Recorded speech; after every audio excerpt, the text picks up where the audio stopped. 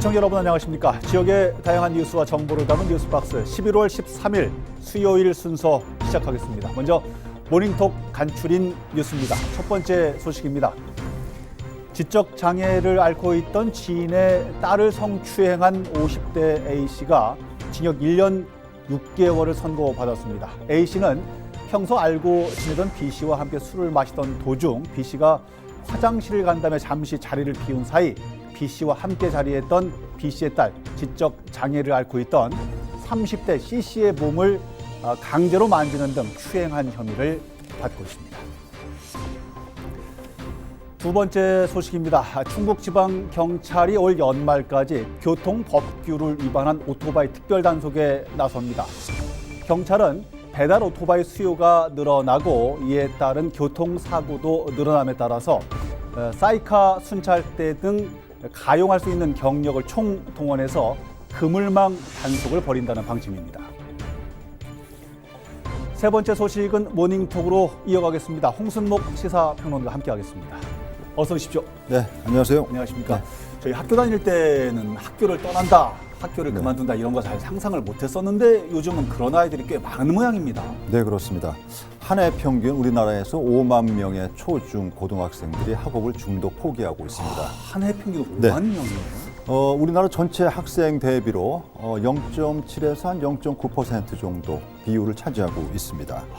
이 가운데 고등학생이 절반 가까이를 차지하고 있고요. 예. 초등학생이 32%, 중학생이 18% 비율을 차지하고 있습니다.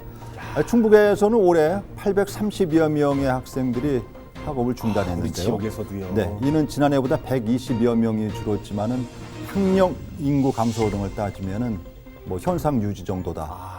그 정도로 볼 수 있습니다. 줄긴 했지만 830명 굉장히 많네요. 이 아이들은 도대체 무슨 이유 때문에 학교에 적응하지 못하고 떠날 수밖에 없는 겁니까? 네, 원인을 보면요. 부동의 1위가 무엇인가 하면 바로 그 유학이나 가족 이민 등으로 인한 해외 출국이 30%에 달하고 있습니다. 그렇군요. 가장 큰 비중을 차지하고 있습니다.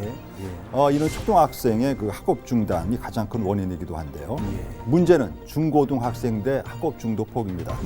바로 이들 학생들의 포기 원인이 학교 부정응이라는 점에서 공교육 이탈에 대한 대책 마련이 시급한 과제라 볼 수 있습니다. 여러 가지 대책을 좀 수립을 해야 되지 않을까 생각을 했는데 학업 중단 숙려제요. 네. 어떤 제도고 성과는 있는지도 궁금합니다. 네, 공교육 이탈 현상이 두드러지자 교육당국에서 지난 2013년부터 도입한 제도가 바로 학업 중단 숙려제입니다. 중도 포기 의사를 밝힌 학생들을 대상으로 2, 3주간의 숙려 기간을 두는 것이죠. 아하. 네, 그 기간에 심도 있는 학생 상담을 진행하거나 대안교실 운영 등을 운영하는 것인데요. 교육당국에서는 나름 성과가 있다고 지금 자평을 하고 있습니다. 하지만 단 한 명의 학생이라도 학교 부정으로 공교육에서 이탈되는 일이 없도록 제도적 보완과 사회적 관심이 절실한 때라고 볼 수 있습니다. 무엇보다도 우리 아이들, 학생들이 학교를 떠나는 일만큼은 없었으면 그렇습니다. 좋겠다는 생각을 해보고요. 교육당국이 좀 더 세심한 배려를 기대해 보겠습니다. 네. 알겠습니다. 뉴스 파헤치기로 이어가 보시죠.